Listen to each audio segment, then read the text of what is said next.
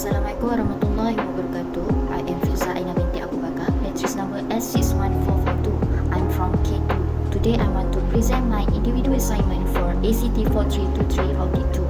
From my task, I have been given the case study and I should answer the 3 questions from this case. First question is identify 2 ethical dilemma and how the auditor involved should safeguard the ethical principle.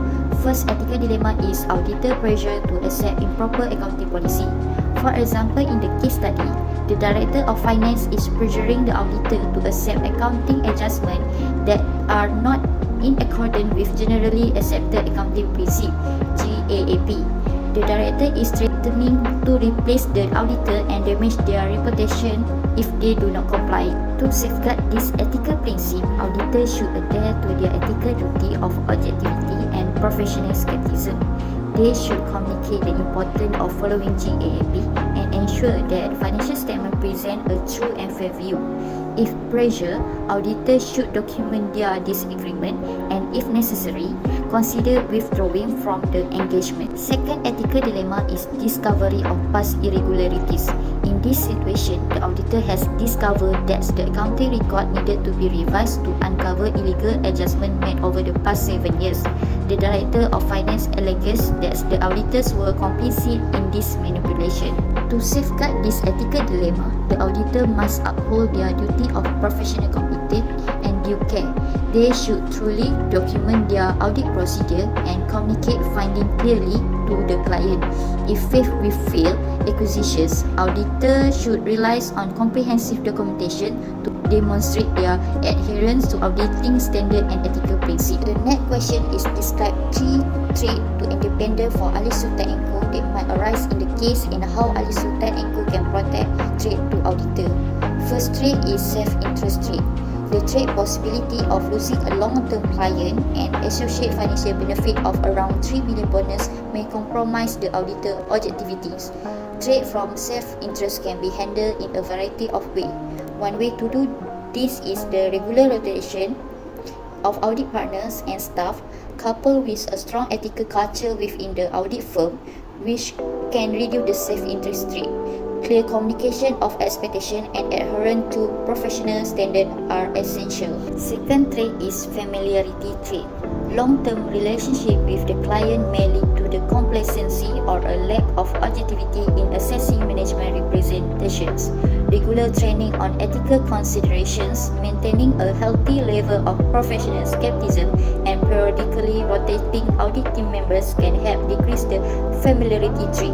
Third trait is intimidation trait. The Director of Finance is attempting to intimidate the auditor by threatening to replace them and damage their reputations. This trait can be overcome. The audit team should document any attempt at intimidations and consult with legal counsel. Independence can be safeguarded by reporting such attempt to higher management within the audit firm and the client organization. If necessary, withdrawal from the engagement may be considered. The last question is discuss how do Ali Sultan & Co can provide defense for them if the management and board of directors of the hospital decide to take legal action and justify whether it can success in their defense. If Ali Sultan & Co is issued by the hospital board of directors and management, they will be able to claim contributory negligence as a common law defense. The evidence from the audits that the auditor conducted may be presented. The investigation of the significant difference between the current year financial statement and the one of the prior years is one type of evidence that can be presented. Furthermore, the auditor can investigate the hospital history, including customer review, asset utilization, and the scope of service offered to patients.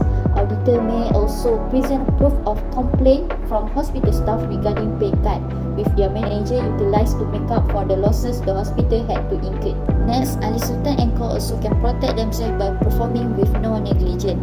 The misstatements are material according to the accounting standards set correctly for financial statement now and in the future, even though the auditor only learned about the changes to the financial statement after 7 years.